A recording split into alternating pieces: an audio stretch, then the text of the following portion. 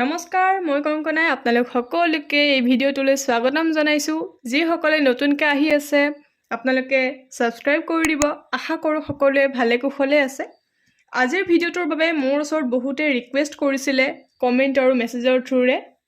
আজি মই কিছুমান কথা প্ৰেডিক্ট কৰিম আৰু আজিৰ ৰিডিংটো মহিলাসকলৰ বাবে বিশেষকৈ, আৰু যদি কোনোবা হাজবেণ্ডে বা কোনোবা পৰিয়ালবৰ্গই নতুন ঘৰত সদস্য আনিবৰ কাৰণে যদি ৰৈ আছে তেওঁলোকৰ বাবে।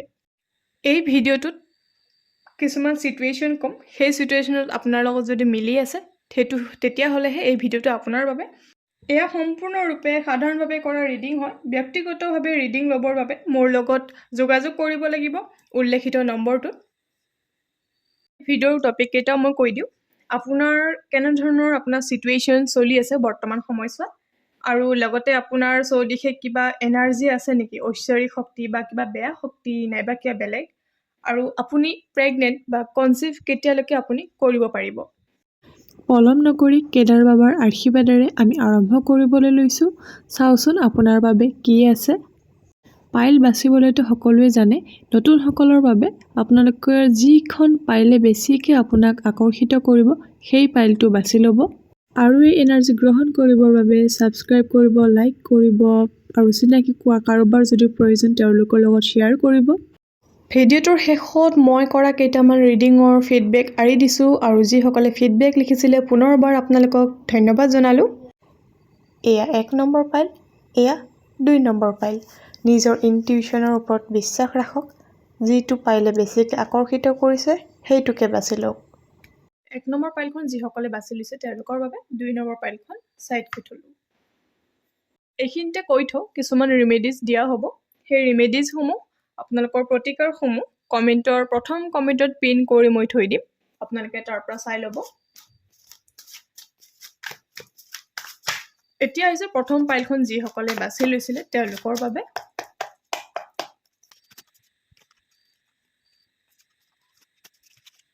এতিয়া চাওক প্ৰথম কাৰ্ডখন, ৱাও দ্য ছান।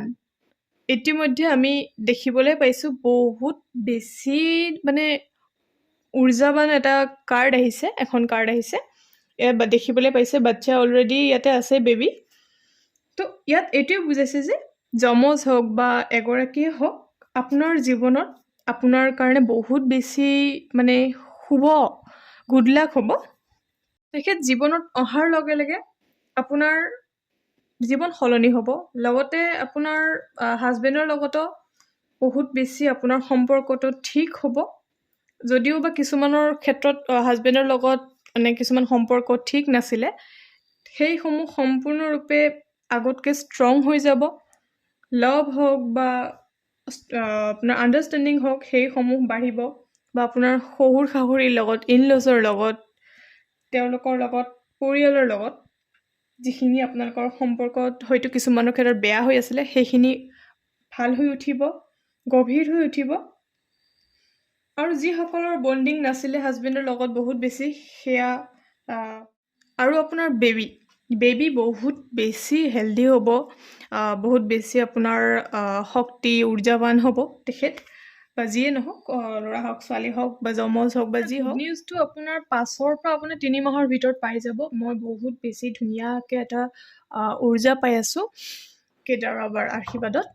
আৰু লগতে আপোনাৰ মই কিছুমান মানুহৰ আপোনাৰ উৰ্জাটোও মই পাই আছোঁ। তো সেইখিনি ক্ষেত্ৰত মই পিছত আপোনাক জনাই আছোঁ শেষৰ ফালে।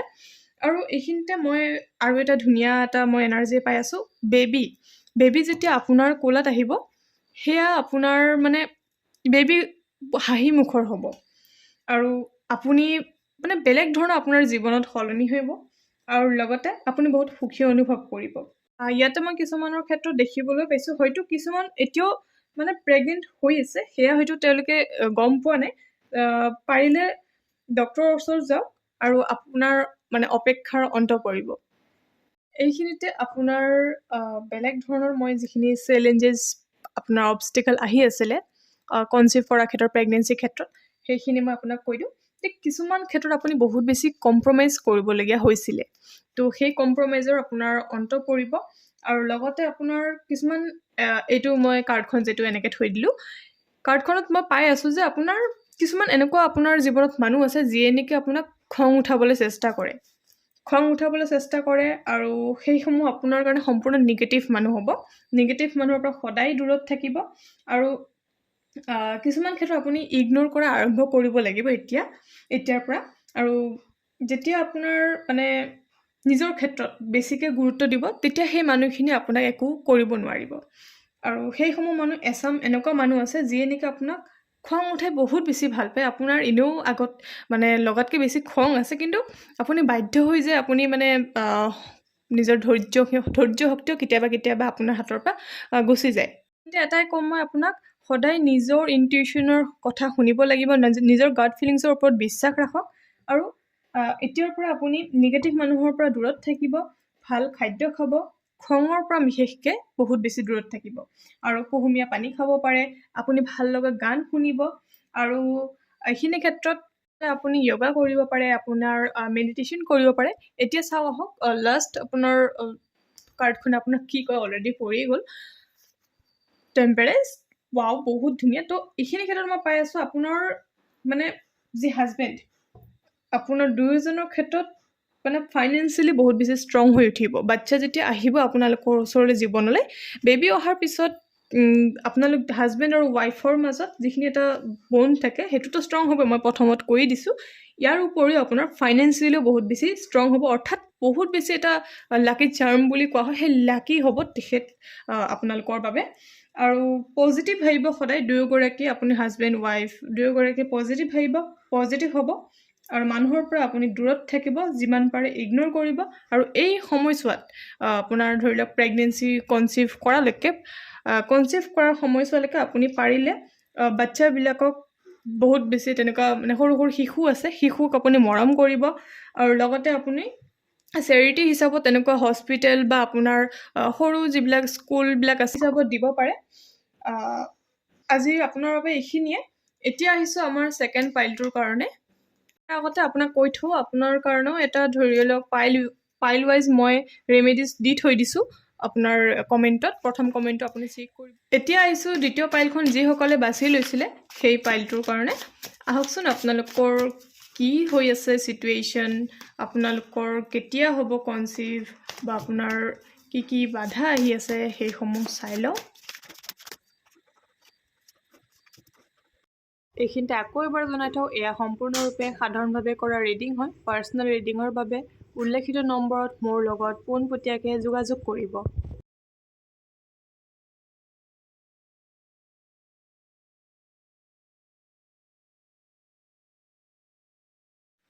এতিয়া আহোঁ দ্বিতীয় নম্বৰ পাইলখনৰ প্ৰথমটো কাৰ্ড।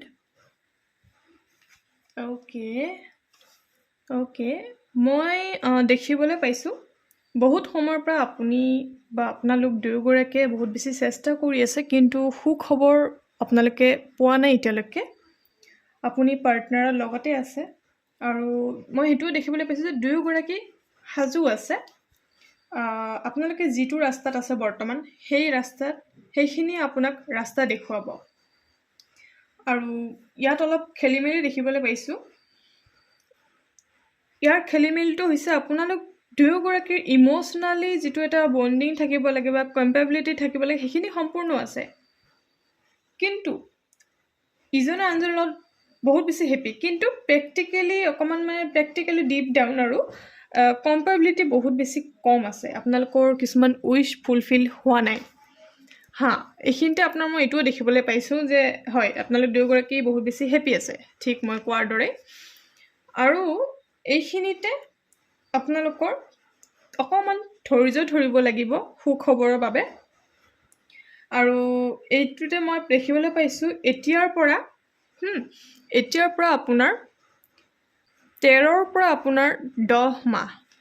আপোনাৰ 10 মাহ অপেক্ষা কৰিব লাগিব, অকণমান ধৈৰ্য ধৰিব লাগিব। ইউনিভাৰ্ছে আপোনালোকক সুখবৰ দিব। আৰু এইখিনিতে মই এটা এনাৰ্জি ফিল কৰি আছোঁ।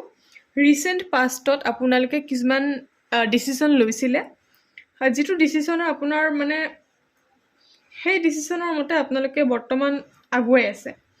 আৰু এইখিনিতে ক্ষেত্ৰত চাইল্ড আপোনাৰ বা বেবী বা বাচ্চা যি আছে আপোনাৰ জীৱনত আহিবই, সেইটো ন' ডাউট, সেইখিনি আহিবই। কিন্তু চাই লওঁ আপোনাৰ বাধা কি ক্ষেত্ৰত আহি আছে। অ'কে, মেজিচিয়ানৰ মই এনাৰ্জি পাই আছোঁ, দ্য হাই প্ৰিষ্ট। অ'কে, এতিয়া চাওঁ লাষ্ট কাৰ্ডখন কি আছে। আচ্ছা, অ'কে, তো এইখিনিতে মই দেখিবলৈ পাইছোঁ অকণমান ডেভিল এনাৰ্জি আছে, যিটো নেকি আপোনাৰ নজৰ বুলিও কোৱা হয় কোনোবাখিনিত। মানে কিছুমান এনেকুৱা ধৰণৰ মানে কিছুমান এনাৰ্জি আছে আপোনাৰ ছাৰাউণ্ডিঙত দুয়োগৰাকীৰ ফালৰ পৰা। ক'ৰবাত মানে এইখিনিৰ কাৰণে বহুত বেছি পিছুৱাই গৈ আছে, সেয়েহে আপোনালোকৰ ক্ষেত্ৰত অকণমান ধৈৰ্য ধৰিব লাগিব। 10ৰ পৰা আপোনালোকে 13ৰ পৰা মই অকণমান বঢ়াই দিওঁ 18 মাহ। 18 মাহ আপোনালোকে ধৈৰ্য ধৰিব লাগিব, যিহেতু অকণমান নজৰৰ খেলি মেলি আছে। তো নজৰৰ ৰেমেডিজখিনিও মই আপোনাক কমেণ্টত মই আপোনাক প্ৰথম হেৰিটো লিখি দিম বাৰু। এইখিনিতে মই আকৌ এবাৰ কৈ দিওঁ, এই যিবিলাক ঘটনা হ'ব বা যিখিনি আপোনালোক হ'ব, প্ৰেগনেণ্ট হ'ব বা কনচিভ কৰিব, এইখিনি ক্ষেত্ৰত আপুনি কাৰো লগত আলোচনা নকৰিব। একদম মানে মনৰ ভিতৰতে নিজৰ মাজতে ৰাখিব লাগিব।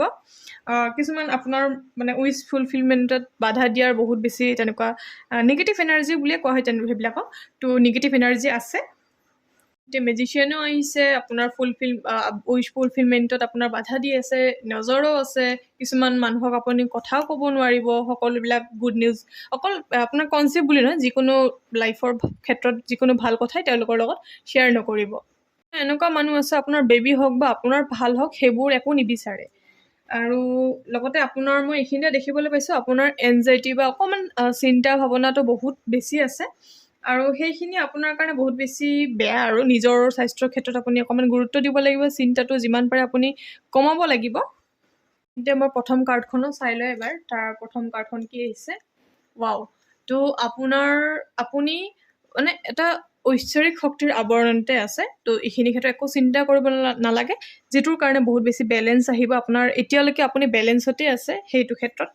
তো বেবী আপোনাৰ অলৰেডি মই কৈ দিছোঁ কিমান মাহৰ ভিতৰত আহিব, আৰু লগতে বেবীৰ লগত আপোনাৰ কানেকশ্যনো বহুত বেছি ভাল হ'ব, বহুত বেছি ষ্ট্ৰং হ'ব। আৰু লগতে আপোনাৰ ডিভাইন চাইল্ড হ'ব, যিহেতু মই অলৰেডি কৈছোঁ ঐশ্বৰিক শক্তিৰ আৱৰণত আছে। গতিকে হেপিনেছ, গ্ৰ'থ বা যি আছে আপোনাৰ সকলোবিলাক আহিব আপোনাৰ জীৱনত। আৰু তেখেত অকণমান স্পেচিয়েল চাইল্ড হ'ব। স্পেচিয়েল চাইল্ড মই নিগেটিভ ক্ষেত্ৰত কোৱা নাই, এয়া মানে ঐশ্বৰিক শক্তিৰ যিটো এটা ডিভাইন এটা শক্তিৰ মানে এনাৰ্জিৰ আৱৰণত এটা থাকে ন, তো সেইটো হ'ব। ঠিক। তো এইখিনি ক্ষেত্ৰত আপুনি মন কৰিব, একদম চিন্তা কৰিব নালাগে। যেনেকুৱা নিগেটিভ মানুহ আছে, তেনেকুৱা নিগেটিভ মানুহ তেনেকৈ আপোনাৰ ওচৰৰ পৰা আঁতৰিও যাব। আৰু লগতে এইখিনিতে আকৌ এবাৰ কৈ থওঁ, আপুনি অকণমান সাৱধানে থাকিব ওচৰে পাঁজৰে থকা মানুহখিনিৰ পৰা। ইমান আলোচনা নকৰিব যিকোনো কথা, আৰু যিটোৰ কাৰণে এইবোৰ অকণমান পিছুৱাই গৈ আছে। আৰু লগতে নিজৰ স্বাস্থ্যৰ ওপৰত গুৰুত্ব দিব, নিজৰ শান্তিৰ ওপৰত গুৰুত্ব দিয়ক। আৰু লগতে আপোনাৰ নিজৰ পাৰ্টনাৰৰ লগত সকলোবোৰ কথা আলোচনা কৰক। 13ৰ লগত জড়িত কেনেকুৱা ধৰণৰ ভিডিঅ' বিচাৰে কমেণ্টত জনাবলৈ নাপাহৰিব। অহা বৃহস্পতিবাৰে পুনৰ লগ পাম। তেতিয়ালৈকে ভালে থাকিব, কুশলে থাকিব। ধন্যবাদ।